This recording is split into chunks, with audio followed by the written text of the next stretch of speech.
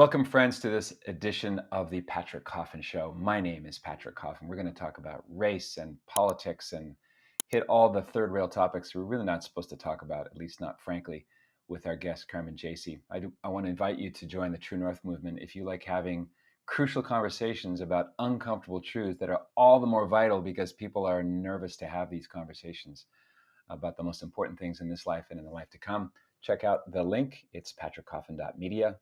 That gives you the access to the three levels of engagement. We call them the balcony, the orchestra, and the opera box. So I do exclusive content. I do commentary. We have an Ask Away Wednesday. Might change that to Thursday. Anyway, we talk about great books and movies that influence the culture in light of the gospel without compromise. So check out patrickcoffin.media for the True North movement. I think you'll like it.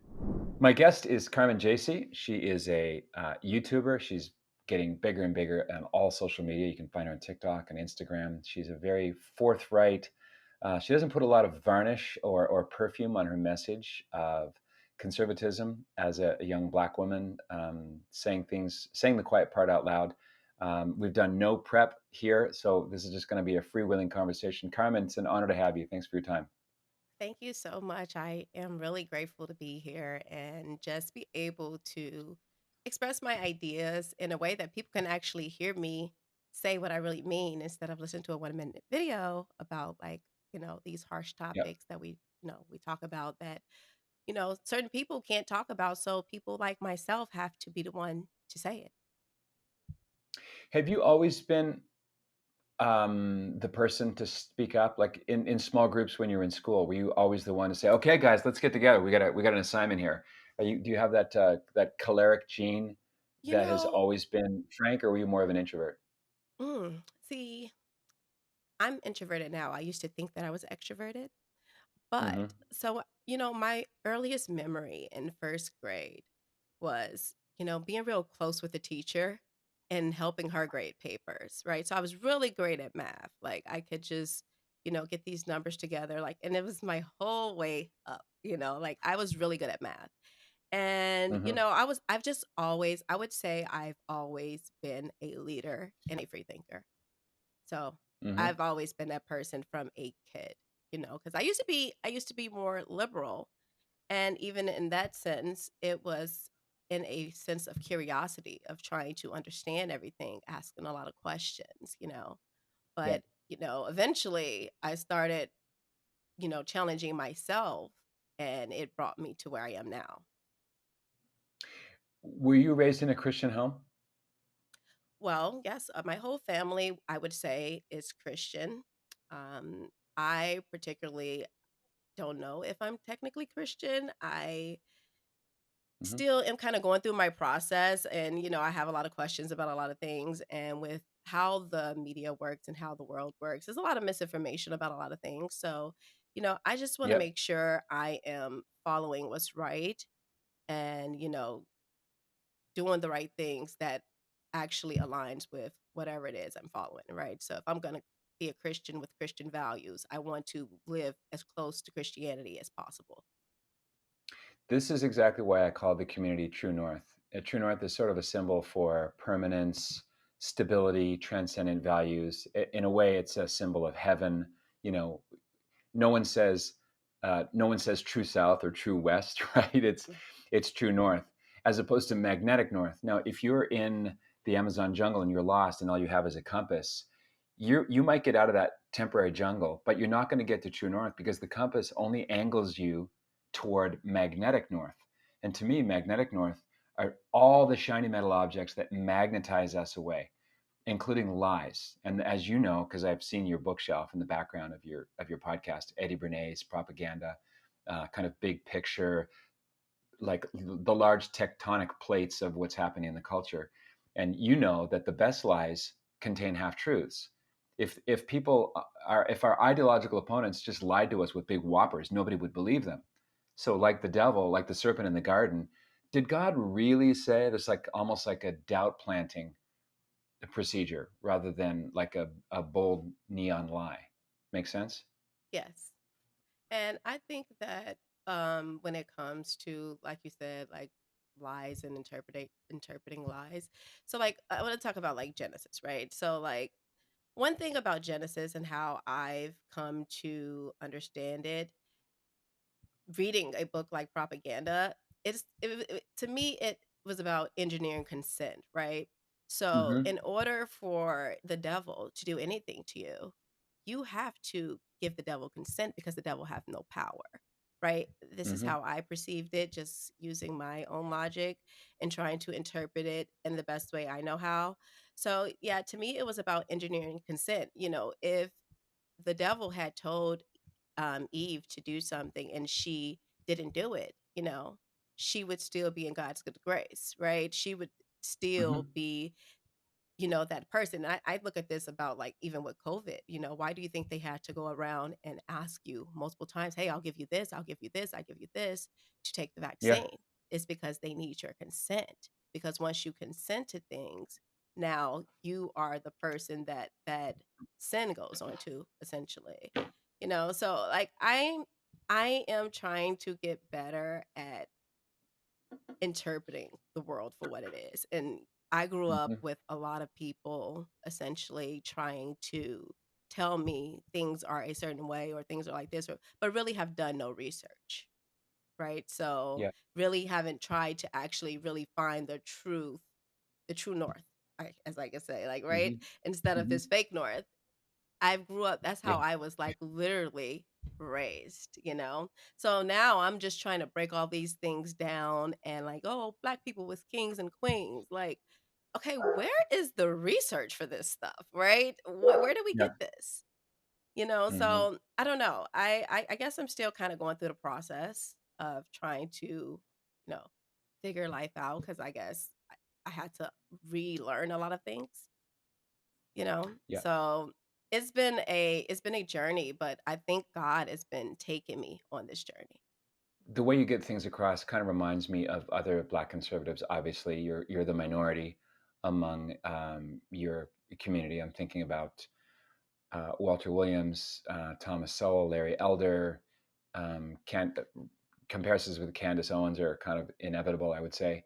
And one of the things that white conservatives never ever do is use the language of plantation. But I noticed that when you talk about the default position of so many blacks, it's just automatically assumed that you're going to be part of the democratic machine, which you, I think, have labeled a plantation. It is And plantation. it makes people so angry. Like when you target, especially maybe we can tie what I'm about to say with Eve and why do you think the serpent chose to dialogue with Eve? Because you've saved a lot of your uh, I would say blunt edged commentary going after the behavior of black women. This the queen mentality, the kind of Instagram spending thousands and thousands on the best purse, the best makeup, the best nails, while their kids are latchkey when they're very very young. Mhm. So were you? This is a long-winded way of saying, was your family or most of the people you hung around were they automatically assumed to be Democrat voters? I mean, they are, and that's just the reality Mhm. of being from the Black community, especially, I come from Chicago. So when you come from a city like Chicago, it's a Democratic city. And, I like to describe these things like it's like a Democratic cult at this point. And Black people as a whole are in a cult. And it's like they do everything in groups, large groups, right? So if I seen white people voting for Donald Trump at 90%, I would think that is something wrong with white people because like why are you guys all thinking the same unless something really Mhm. like is just like okay, we can clearly see that this thing is working. This is obviously working. So 90% of us are voting this way, right? But when it comes to the black Mhm. community, nothing is changing. In fact, it's getting worse. And then you see the policies that is actually compared to these statistics like where you have black women getting at an alarming rate. And it's to the point where, you know, they're like, I need to be able to my baby. Like this is like a adrenaline junkie thing. I need to be able to be irresponsible. And that to me, and to call yourself a Christian is just diabolical Seriously, and then to think like Mhm. you if you couple that with this war on Christianity, right? So the war on Christianity is actually bringing me closer to Christianity, right? So I'm like, okay, what is going on? Why don't people like Mhm. Jesus? You know? Like Mhm. why are Yeah. people like attacking Christmas and stuff, you know? And my birthday is on Christmas, you know? So it's like Oh, really? Wow. yeah, so it's like, why are people attacking Christmas, you know? And it Mhm. just makes you wanna dig into it more, right? So, especially me being the person that I am, when I see the media go after certain things, I'm like, "Okay, what is going on here?" You know, and I wanna look at what's happening there, I wanna look at what's going on around it, I wanna look at, other events that happen on this day because I understand how our media works, you know? Yeah. So, yeah, I kinda lost where I was going there, but No, no, it makes sense. There's a particular hatred against the Catholic Church, and Catholics have been through this many times. Where, uh, so Catholic teaching 101 is that we believe the source and summit of the Christian life is not the Bible, although the Bible is the written word of God. It's inspired. It has no errors. But the source and summit of our faith is the presence of Jesus Christ in the Eucharist. Jesus announces this in John chapter 6. Unless you eat my flesh and drink my blood, you have no life in you. And this gets reaffirmed at the Last Supper in Luke chapter 22. And St. Paul talks about the Eucharist not as a symbol in 1 Corinthians 10 and 11. So you don't see the angry hordes of leftists disrupting like a nice, gentle suburban Baptist church. It always seems to be the Catholic Church that is targeted. Our Holy Communions are stolen from our churches. They're used in satanic rituals. And when someone's on the fence, if they don't belong to the Catholic Church or not yet, this gets their attention. Why is that always the target of so much out of proportion rage? And that can be a backfire to the devil's strategy. Did you see The Passion of the Christ, the Mel Gibson movie? Um, I feel like I might have, but it's been so long since I Yeah, have. I don't watch it's really TV something ever, else. so Right, good, good, good. yeah, Oh, so you I have a life. listen, I You don't have a watch life, TV okay, ever. Yeah, got you. yeah, Well, at the end of the film, after the devil arranges what he wanted to arrange to end his misery, was to get Jesus tortured and it worked. Jesus was tortured and he was but at the end of the film, there's this beautiful teardrop that fills the screen and it kind of goes away from the camera. And that's like kind of symbolic of the tear that God sheds for humanity. And when the tear hits the ground next to the cross, that jump starts the earthquake. And then the next scene after Jesus dies is Satan, by the way, trans. Brilliant of Mel Gibson to cast a woman to play the devil 20 years ago. Um, the devil throws this angry hissy fit, like, and the camera like zooms up. It's almost like, I got the guy, but that's my defeat. right. And that's the angelic strategy against the demonic, is that it was like a jujitsu move. Yeah, our Lord let himself die, suffer and die. And that became the greatest good that ever could happen. Absolutely, and it's one of the, like, most told stories, all over the world, and, Christianity is one of the biggest religions. In fact, it is the, like, biggest religion, but Yeah. like I said, personally to me, I realized, like, I literally had to start like, I started listening to the Bible and stuff and just trying to get an understanding because I just didn't understand because 'cause I'm like, "Okay, a lot of people believe in this stuff, right?" And it's not like I Mhm. didn't, right? But it was just like I don't think people realize, like, as being a Black person in America, especially a Black person that is a descendant of slavery, when you really don't know like much about your ancestry or your like what religion we really practice or all these things, you're kind of just like Mhm. lost inside. And I think that's what like goes to kind of when Black people are like, oh, we're Hebrew Israelites, we were here first, we were the original people, we're this, like we just don't know what we are, and Mhm. I think that kind of confusion kind of goes into religion for me because I'm like, okay, God gave me common sense, He gave me free will, and I need to be able to articulate this stuff. Well, be able to understand this stuff and be able to comprehend this stuff for myself and make sure that Mhm. I'm following, what's going to lead to my salvation because I don't want to follow someone like a preacher who's telling me like, "Hey, this is the way, this is the way, this is the way," and then all these preachers are wearing like rainbow flags.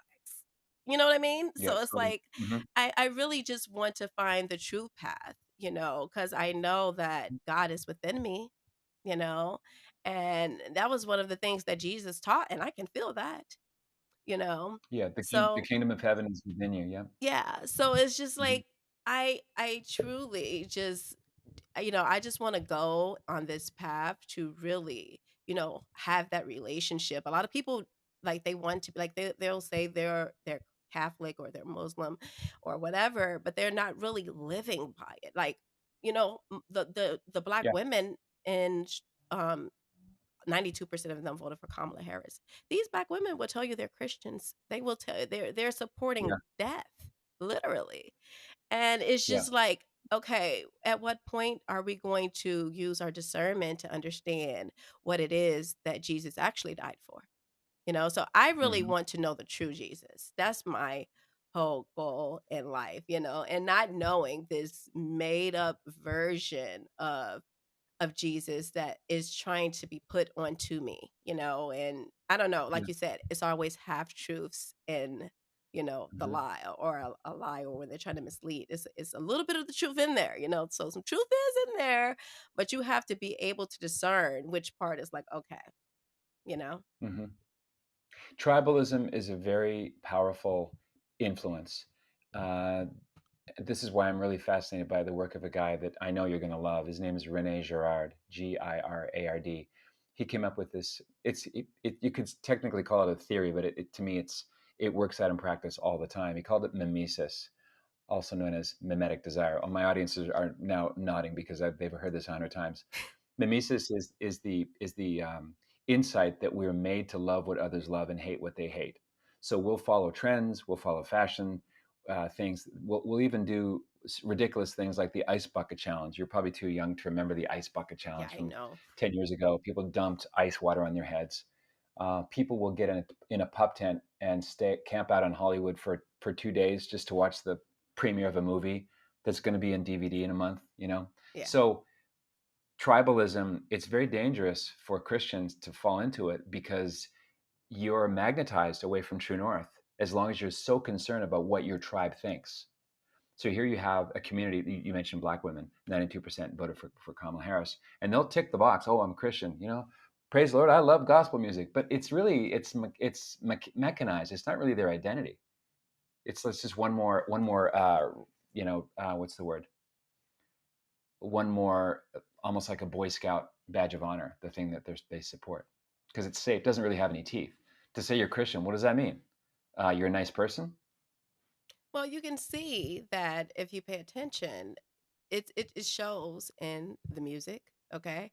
It's going down, and then, like, I was completely, like, done with black women when they allowed Glorilla. I don't know if you know who she is, but she is a female rapper who is disgusting. She raps about disgusting things, and they allowed her to win a gospel award, and I thought that was the most disrespectful thing ever. Like, she hasn't even won an award for the actual type of music that she produced, but they Hmm. decided that it was okay for Glorilla to win a gospel. Like, who's deciding this stuff at this point? Like, who's in control of who wins these awards? Because I don't even understand why she would be even in the gospel category.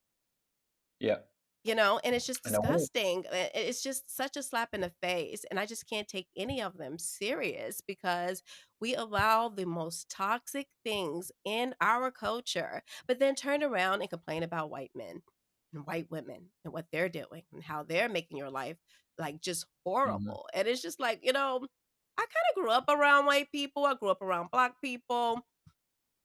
You know, Black people did more stuff to me. I'm sorry. It was black people that did more stuff to me than white people. It was me Mhm. doing stuff to me before I can ever say that the reason to source to my problems are white people.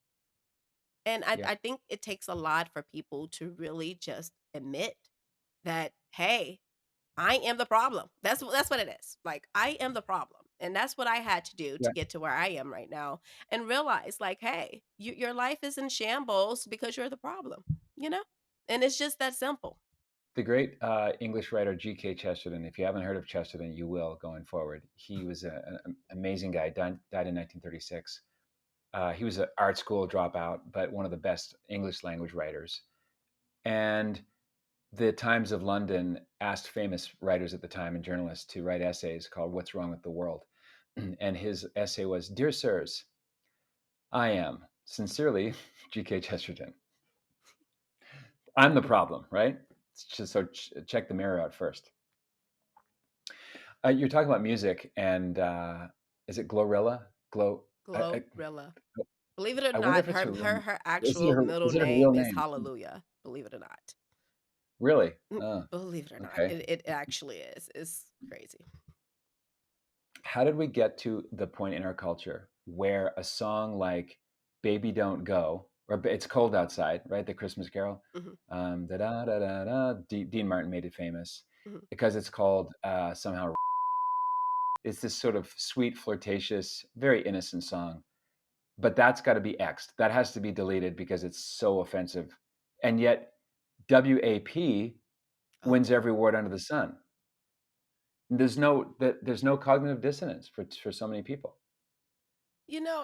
I honestly think this right here, these type of things is kind of like where the white community comes in because the white community, like they have like I honestly think the black community and the white community is being pit against each other on Hmm. purpose, right? So they're doing this thing where we are making white people feel like it's not okay to be white, and then we're making black people feel extra proud of dysfunction, right? So now we're kind of pitting these two communities against each other where we got them being victims and then these guys are the scapegoats. They're the guys Hmm. that did everything, even though, most of them didn't own slaves. Well, actually, if we're talking about today, none of these people owned slaves and none of the people that are alive today were slaves, right? So I think it's like just a conversation that is just so old that why are we even having this conversation? But I think Hmm. white people in America have to do a better job at just being okay with being white. Like, not just it's okay to be white, but I am proud of my nationality. I am proud that I am a white person in America. Whatever, background it comes from. But white people have to speak up more. It's not going to just be people like myself. People have to speak up based off of truth, right? That true north. Hmm. We have to speak up based Yeah. off of that, and a lot of white people are scared to speak up because they don't wanna get labeled racist. They don't wanna be called a bigot, or they don't wanna be called a, anti whatever, like, I think white people have to do a much better job speaking up, like, and taking the heat because I get it, like, when you think about, like, Shiloh Hendrix and she whatever, she was one of them people that got doxxed and because she spoke up, I don't and I don't know what drove her to the point of, using that type of language. I don't know what drove her there, but I do know that, Tell us, for people who didn't follow the story, JC, tell us what's the compressed version of that? What you're so referring it's to? essentially, the story where Shiloh Hendrix was, like, in a park, and then I think this black kid stole Oh yeah. something out of, her bag. Or a kid's diaper bag or something like that, and Yeah. she called the kid the N-word, right? Yeah. And it just got so blown out of proportion where they were, like, doxing her, asking for her job to be gone and all of these things, and it's like, okay, do I think that she shoulda called the kid a N-word? Probably not, but do I think that her whole life should be ruined for saying a word? No, I don't, I actually don't think this is a racist country. I think that people try to make it racist, right? They try like, you have all these liberals who are white that are like trying to say like, hey, we want this for these black people or whatever, even though I think that if anybody was racist they would be the racist. And then you have the conservatives that are like, hey, but black people, we know what you can do, we know that you're capable, we know that you are Mhm. no better than us or we are no better than you. And it just Yeah. just it's just not a racist country. It's really played, and a lot of people choose to live in that because of trauma or you know, indoctrination. A lot of us grow up telling our children these things. So, yeah, like, I just think that white people I think if we let go of racism, if white people was like, "Hey, look, this is just dysfunctional behavior coming out of the Black community. I don't care if you get upset with me, but this is what's happening. It is dysfunctional, it is Yeah. disgusting, and I don't wanna live around it, I don't want my children around it," I'm okay with Hmm. hearing that. I think I wanna hear a lot more of that. That's just me, Do you though. think this? Do you think the? Yeah, fair enough. The I think you're right about the deliberate nature of the division between the races. The phrase is not unite and conquer, right? It's divide and conquer. I could be wrong. My little homespun historical theory is that this began in the mid '60s under Lyndon Baines Johnson and his misbegotten Democrat war on poverty, Mhm, where the black family began to disengage from its Christian roots. Many black families they they had the same basic divorce rate as whites. Their families were much more intact pre 1965. And then when contraception just became the norm, then you had the sexual revolution, then you had Roe v. Wade in 1973. It all kind of came apart. But before then, now I wasn't alive then, so I'm filtering this through books like Slaughter of Cities by E. Michael Jones, where he talks about before the early mid '60s, whites in Chicago didn't think of themselves as white. They were German, they were Lithuanian, they were Irish, and then the racial politics under LBJ came in, and now everything is skin color. Well, as a Christian, my message is, brother, if all you have is skin color, you don't have very much. There's nothing to do with identity, nothing to do with morals, nothing to do with the kind of culture you built. So, but nowadays, black family life pre 1965 is demonized as like it's all Jim Crow, it was all evil. Have you thought about this? That what happened in the '60s?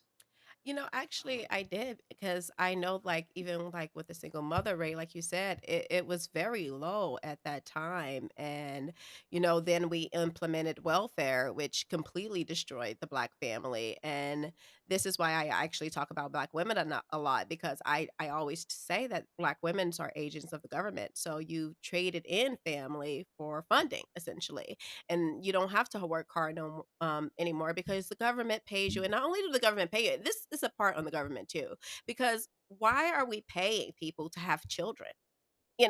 Why are you rewarding people for bad behavior? And it's kind of goes hand in hand, but the denigration of the Black family is completely what we're seeing today, right? So this is what it all boils down to. This is the most important thing that we have to be worried about, essentially. And I like to talk about the sisterhood because it's just like this sisterhood of Black women who you just not you can't correct them, you can't tell them anything, you cannot talk about anything with them. And if you do talk about them, they all come and they come together, and then they'll jump on you, and they'll destroy you. Hmm. And then they don't like each other though either, right? So it's not like this sisterhood is like it's a completely fake sisterhood because they're like going at it with each other all the time. This is what they do when they're not attacking people. But then the moment someone says something about the sisterhood, they come together. They stop going at it with each other, they come together, and then they get on the person. So right now, Black women are not able to be corrected even by the Black men. They've basically neutered the Black man, and then they raise their offspring to be these neutered versions of men that they hate. Okay. So now they're raising men that they hate. They completely hate these men and they don't want to be with them. So then now we're getting to the point where they're just like, you know what? I just won't deal with men, or I'll just, go date white men. A lot of them go for older white men who just really is just trying to have a good time, and it's probably not going to hold them as accountable and probably are more liberal. So, they go for these guys and they'll try to trick themselves into this soft life thing, which is just traditionalism. You want a guy to pay for your stuff, you want him to take care of you. It's a traditional lifestyle. You don't want to say it's traditional. And yeah, these women are the problem. These women is directly the problem. And I'm not saying there's no accountability on the Black man side, but the Black women are working directly with the government. They're the ones that's raising the children. They're the ones that's keeping the men out. So, unless Black women change their minds, Black culture is like completely, it is dead. It will not change. True or false? Woman is the standard of civilization. True. True. And This all Go ahead. no, I was gonna say a lot of people think that, it's just men, but I think women behind every powerful man there is a woman, right? That's why they want these presidents to have a family. You have to have that family structure to actually be whole and actually move a nation forward. Yeah. Hmm. Yeah, as the marriage, so the family, as the family, so the community, as the community, so the nation. It's all tied together. In Christian history, the most important human person ever is the Blessed Mother, the mother of Jesus. Not a priest, not a pope, not a cardinal, a woman, especially the woman who gave the word flesh. And that's not lip service; it's just anthropological fact. All this hate you're talking about, the infighting and the it's like a pool of misery. Does this explain the high proportion of public fistfights? Every time I go on the internet, there's like a milli fistfight of mostly black women. It's Is black that something women that and it's someone's? their children. Pay attention to what's happening. The older black men, you'll see black men doing dysfunctional thing, but not at the rate that you see black women doing dysfunctional things, right? And if it is black men, it's the younger one, it's their children. Okay, so it's black women and it's the children that they're raising that are on the internet acting out, and black men are kind of on the sidelines, like, "Hey guys, maybe you shouldn't do this. Maybe black men is trying to tell black women, but black women, they are uncorrectable. Okay. You can't tell them anything because they're the most educated group in America. Okay. They're the most educated, according to them, which is absolutely not a fact. They're actually, I would argue, the dumbest group in America. I'm sorry. I don't know if I can say that on here. But yeah, this what you're seeing is the sisterhood. Those women are a part of this sisterhood and they hate each other. Okay? They hate each other, but they are in a cult. And because they're in this cult, the cult matters before everything, right? So they'll protect the cult, but they still hate each other. Right. So you'll see them fighting. They're sleeping with each other's men. Like they had a trend going around and it just was completely disgusting. It was black women, and not maybe other races of women were doing it, but my algorithm fed me black women. And they were taking pictures with their boyfriend's kid and saying, I'm taking a picture with my boyfriend kid and posting it online because what is the baby mama going to do it about it? And it's like, okay, so you guys are antagonizing each other. You're doing this mean girl thing, but you guys are a part of this same sisterhood, which is like I said, it's just completely fake, you know. And then they have all these alarming statistics, but if you bring it up to them, they literally deflect and bring it back onto black men. Literally. If I tell them their obesity rate is up, their STD rate is up, you guys are more than likely to raise criminals. 70% of you guys are single mothers. They are most in debt. They have so many alarming, most depressed. Okay. So many alarming statistics, but you cannot tell them anything. So you can't do anything about it until you get the sisterhood, you break the sisterhood down, nothing's going to change because black men have essentially been neutered. This goes back to Genesis, doesn't it? When the serpent finally gets Eve to eat the fruit of the knowledge of good and evil, she says, the scripture says, then she handed it to her husband, and he ate of it. Well, wait a second. Her husband was there. The presupposition is that Adam was silent. He let it all happen. He watched this dialogue unfold. He didn't really interject. He didn't defend her from this dragon, which is what he should have done. So the silence of Adam is part of the ingredients of the fall. And this is Absolutely. just playing out in a different way today with what you're saying. No, yeah, you're absolutely right. And, I don't know what could be done, if the one, because like women, okay, so I have a friend that says if a large group of women supports anything, it is a scam. Right? So I started like seriously, and at first I was like, he would always say this, and I'm just like, what? And then I start paying attention to it, right? And I'm just thinking like, okay, women mostly go to college. It's a large group of them that's going to college. They're the most educated, but then you take a look at who's making the money, and you realize it's men, you know. And I'm just like, Mhm. as a large group of women doing anything. Women are mostly vegan. They're the ones that are pushing like this feminism thing, They're pushing they're the ones they're pushing everything that is just not good. It is just Trans, it's trans, trans rights, trans kids. It's all it's women. it's a mom driven movement. Yeah. Yeah, and I just started paying attention to that, and it sounds so harsh, okay? Because I don't know if you have a whole bunch of women here, like, I'm not trying to say you guys are scam artists or it's just that women are easier to manipulate, right? And if you which is what happened with Eve, essentially, right? She was Yep. manipulated, Yep. Yep. and we're just we are more emotional creatures, so that's why we need men. This is where men come in. This is where family comes in, right? Because the hmm man is the logic behind it, and he can keep you grounded. Because Yeah. women without men is just destruction, unfortunately. It's vive la différence. Everywhere you go, you walk out your front door, look left or look right, go in downtown Chicago, you're going to look at something that was designed by a man. Architecture, construction, rebuilding, it's all built by men. But men didn't suffer greatly to bring new life into this world. So this is mutual complementarity that God has designed. We can't, we literally, the human race ends without that two in one flesh unity. But now our society has so democratized everything. Everything is flattened and equalized. You're not allowed to talk about sex differences because that's anti-woman somehow.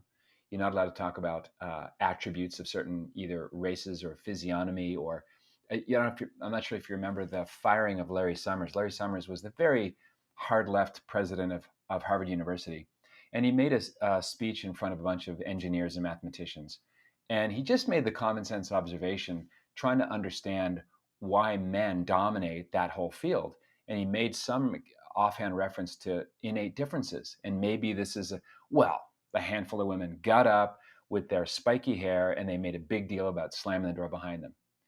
And the pressure built. And finally, he was fired. Wow. That's crazy. And well, yeah, yeah, look it up. Larry Summers, he's played by actually a friend of mine in the film Social, what's it called? About the founding of Facebook. Because he was a part of the story of how Facebook founded That's very back interesting. then. Very interesting. I have Yeah. my same friend also, like, I'll go back and forth about this male, female, like, because he's really into the Bible, like, really into the word. And Mhm. he would tell me things like, "Do you know any female geniuses?"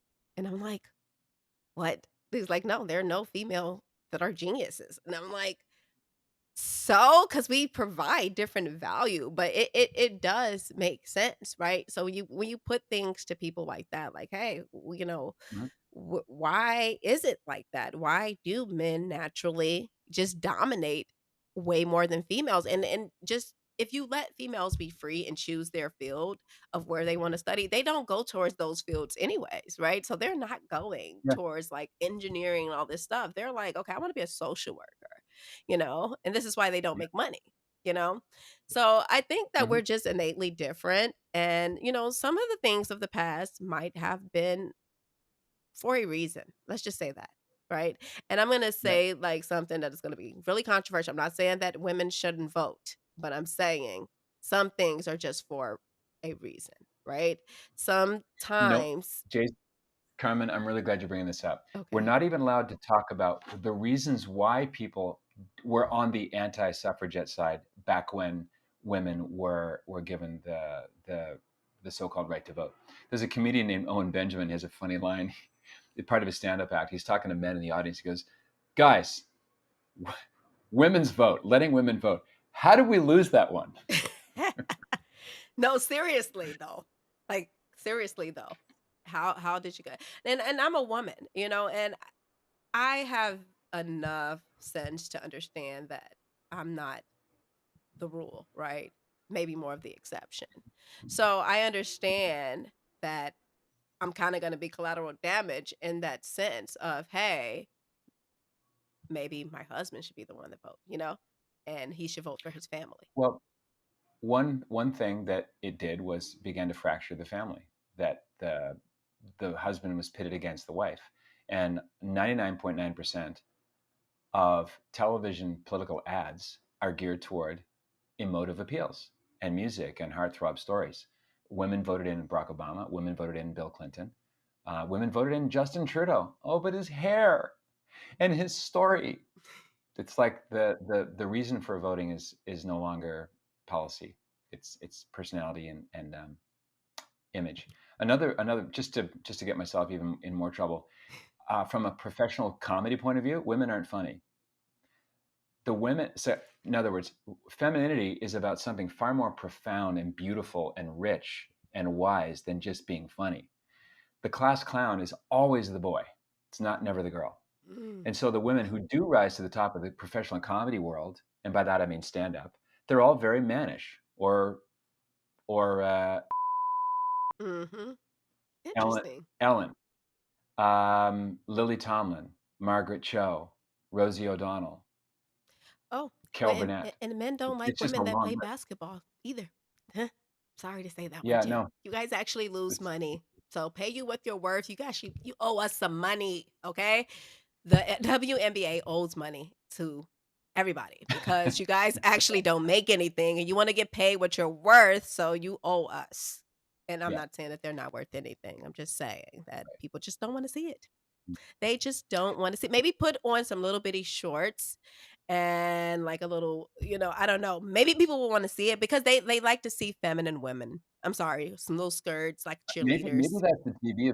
Maybe that explains the TV appeal of beach volleyball because those women Yeah, are not wearing army issue y dresses. yeah, yeah, I'm sorry, I don't know how we got here with women. Mm, I'm sorry, yeah. I don't wanna Well, get you in too this much is a, trouble. this.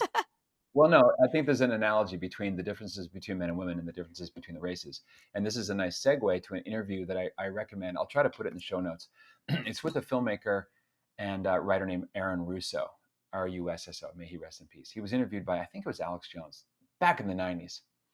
And Russo recounts the story of meeting David Rockefeller, the son of John D. Rockefeller, the billionaire scion of the Rockefellers.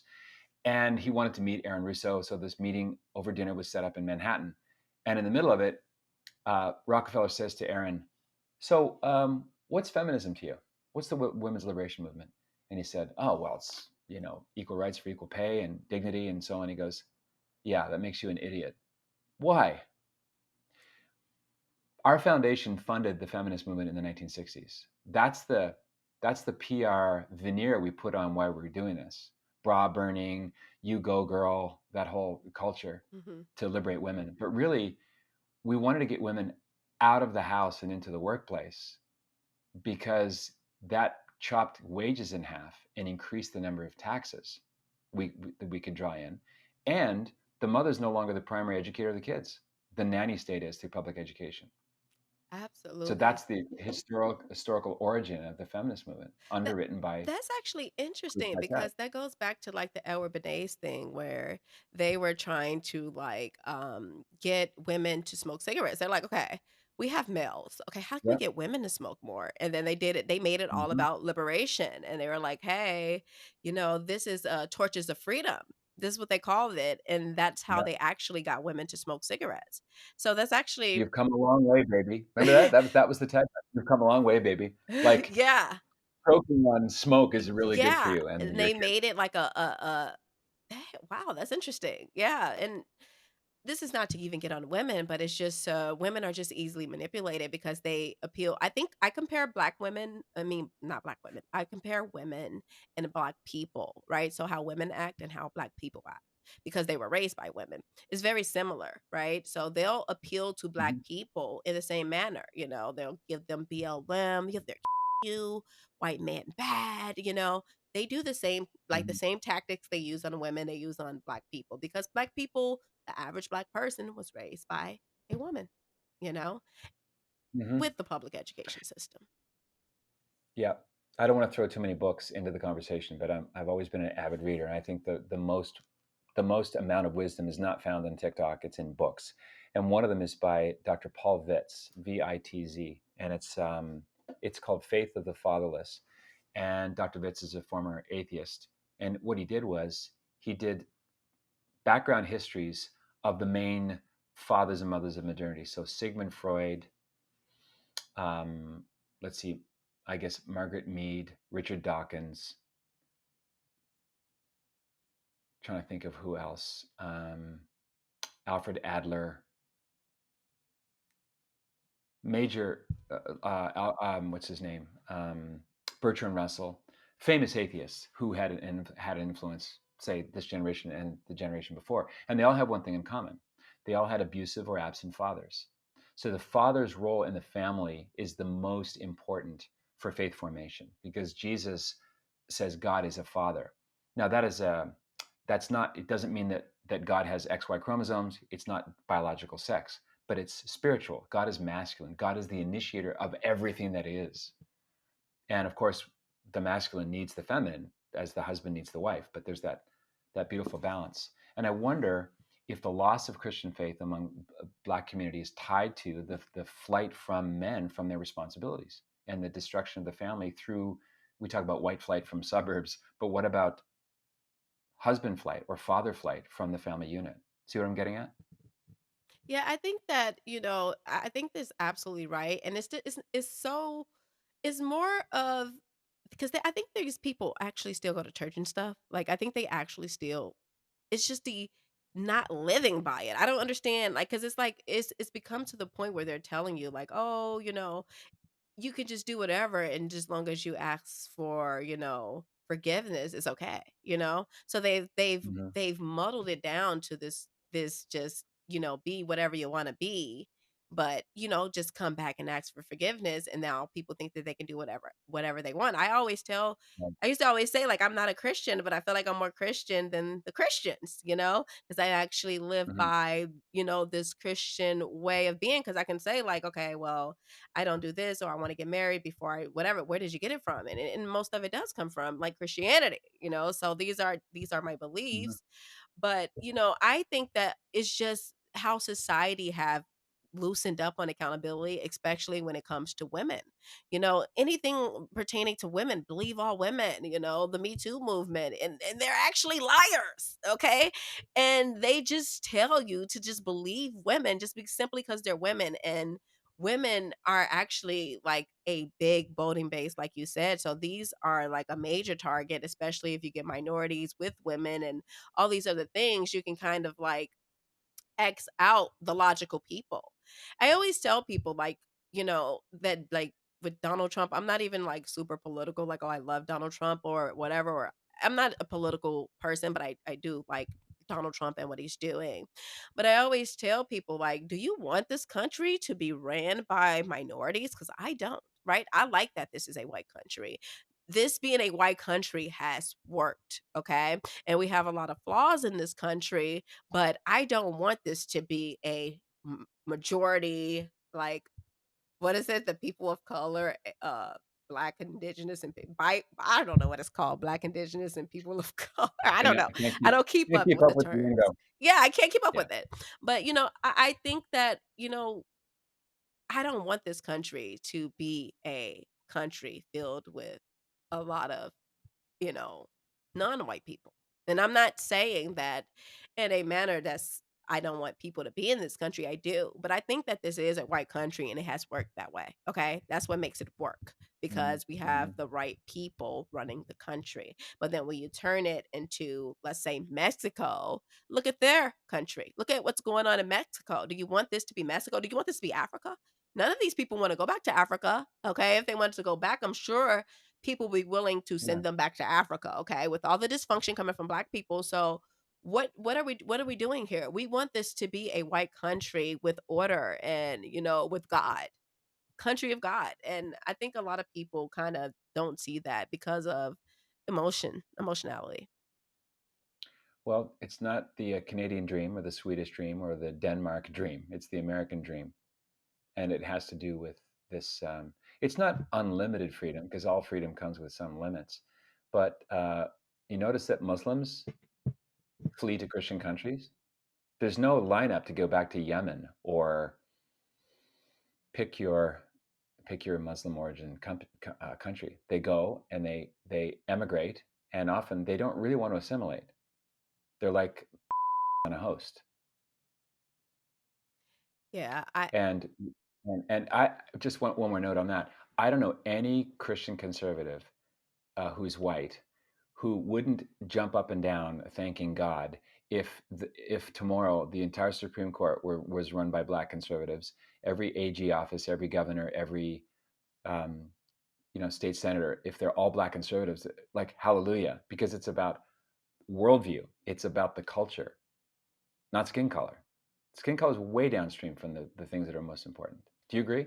I told you so I have this photo on my Instagram where I made it, and I it's so perfect because it says it's like it's me holding this sign, and it says it's not a skin problem, it's a sin problem, you know? Yeah, I did see that. Yeah, and it's just so perfect because it's really not a skin problem, you know? You don't go outside into your Trader Joe's. I don't go to Trader Joe's and feel like these people are looking at me weird, like, they are, like, worried about me being black, you know? Like, no, actually, it's not. I just don't have those issues personally, so, I can't Mm. relate to, you know, people telling me that I should be worried about the color of my skin, and I can't do things when you have Beyonce who is a billionaire, basically, with her husband who is black, might I add, or with Oprah and Tyler Perry and all these black people who literally have done it despite. And then they're the same people that would tell you you can't do it, mind you. And I actually Mm. find it weird that you don't have any black people out here telling you about accountability. Where are the people that are speaking about accountability and self-improvement and actually doing something for yourself to make a difference in your life? We just don't have them. We don't have these role models whatsoever. The people at the top, the people Mm. at the bottom, these everybody is basically behaving in the same manner, just dressed up differently, you know? They have more Do you aesthetic to think? them. Mhm. I am sure, I have not done any deep research on this, but I'm sure that you get an unbelievable amount of hatred and resentment and maybe your share of threats. Do you ever get high fives? Do people ever kind of come back to you, back channel, saying keep it, even if they don't want to publicly, ally with Carmen Jaycee, they do appreciate what you do? You Do you have, know, like, in other words, silent fans? I actually get more love than hate, believe it or not. Mm. And I do get some hate about my content. Like my mom's friend, I was just with my mom and her friend. She came from Atlanta to come to Chicago, and I was at my mom's house, and her friend was like, "Girl, get your daughter off the internet." And then, like saying like I'm crazy. And then she said, "But when I started to listen, and I realized like, wait, I agree." So I think first it hits people trauma because I use the same tactic that Eric Benes used, right? I'm using the same tactics that you got, the people that are in the media are using. They're attacking you with trauma, so they're getting you pulling on your heartstrings. And I do the exact I'm doing that same tactic where I'm like, hey, black women are the dumbest group in America. That gets people's attention. And then I can hit you with a couple logic. I can hit you with some logic after that. So once people are able to get past like the shock value and actually like, okay, well, she Yeah. is saying things that actually make sense. It actually is fine. I don't get as much hate as people would actually believe because I think the world is actually waking up. Like a lot of Black America is actually waking up, and they're seeing the dysfunction, they're seeing how low the culture have gone. So it's actually not as bad as it was. Like my first video that I ever made, just like that went like kind of viral. Everybody were Mhm. telling me I was stupid for, like, 3 days straight, And honestly, when I first came out, I wasn't planning on focusing, like, so much on the Black issues how I am now, but you get people calling you stupid for 3 days straight, and they have all these issues in their community. Yeah, I kinda just went on an attack, like, "Oh, you guys gonna call me stupid? Well, do you guys know that you guys are each other? Do you guys realize the single motherhood rate in your country? Do you realize that you guys are getting fed behind plexiglass because you guys are like animals? Are you guys talking about me? I don't get fed by plexiglass?" So I kind of just, like, went on the attack because, like, how dare you guys attack me for saying something objectively true, that Serena Williams should not have crip walked in front of 100 million people, and I was the bad guy. So that kind of just, like, Yeah. made a monster out of me when the Black community came for me. I wanted to teach them about, like, politics and, like, about propaganda and about all this stuff. I wanted to try to get, do the nicey nice way, like, "Hey, this is propaganda, let me tell you guys." And then they attacked me, and I just kinda went like, "Oh, hmm, "Oh, this is what we're doing. You guys want spicy, Carmen. Got it." And I just became this Mm. person. So the rage bait attacks backfired, and that really got your attention about where you needed to lean in, Yeah. because that's counterintuitive. A lot of people would go, "Oh my gosh, I want to be liked so much. These are so mean. Maybe I'll get more soft in my content." But you went the upstream toward the like a Secret Service person going to the sound of the gunfire. Yeah. I was like, "Oh, is this what we're doing? Got it. Okay, guys." That was Let nice. me ask you a question about pro life movement, and then we'll. I want to thank you for your time. Or I could talk to you for a few more hours, and I'm sure we'd just be scratching the surface. Well-meaning white pro life activists will say things like Margaret Sanger, the founders of Planned Parenthood, was a racist. She was a eugenicist, which she was. She also founded the previous iteration was called the Birth Control League, Mhm. which tells you a link. I wrote a whole book on this called The Contraception Deception. The key to is not better contraception, it's no contraception. They are fruit and root of the same tree. But they'll say things like Planned Parenthood is racist to this day because they target black neighborhoods. Do you think they're targeting black neighborhoods because they're just following in the racist shadow of Margaret Sanger, or are they going where they know the customers are? Like take the discourse one step deeper. See what I'm getting at? Now it's very considered outrageous to even say this, but they're they're not missionaries. Planned Parenthood is there to make money, and they're kind of going where the money trail is. So is there a different way to couch the Planned Parenthood activity in urban centers, other than just to label her as a racist?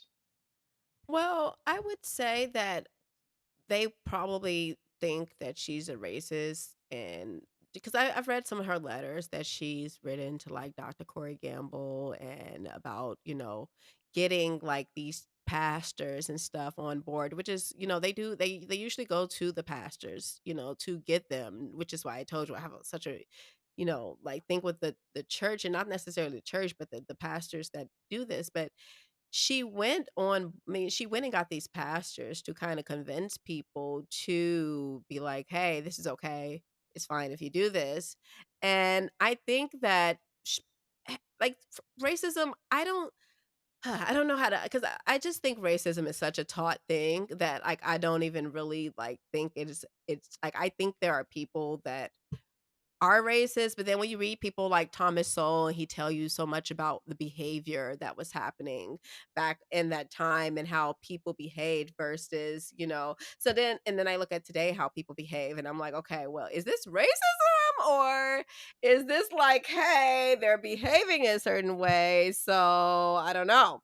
So I really don't know. I haven't done enough research on it, but I will say that, it is more about money. Everything is about money. Everything is not about, like hey, I want to get the black race out of here. Like, no, these people are the people that are going to come and abort their babies, and they will probably do it whether it was in their neighborhoods or not. Okay. Where they had to go Mhm. further to abort their babies.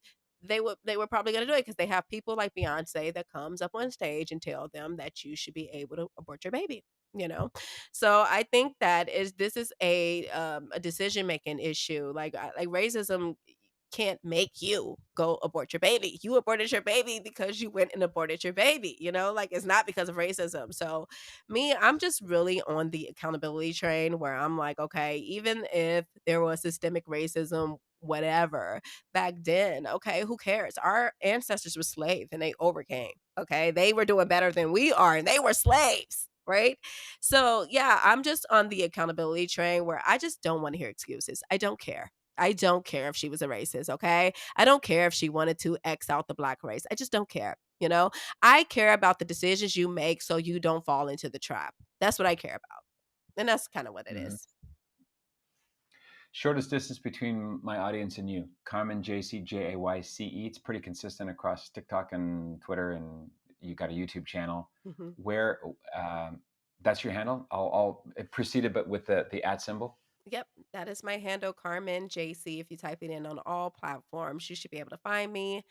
I'm not as active on X, but I still check my DMs and I do go on X a little bit, but not really. But all platforms, my most popular platform would be YouTube. I do long form content. I kind of post some short form content, but I do the most content there. And then like TikTok, if you want that more raw style content, TikTok and Instagram would be the place to go to hear me Mhm. rant. Spicy Carmen version. Even more unfiltered. I know it's actually wild.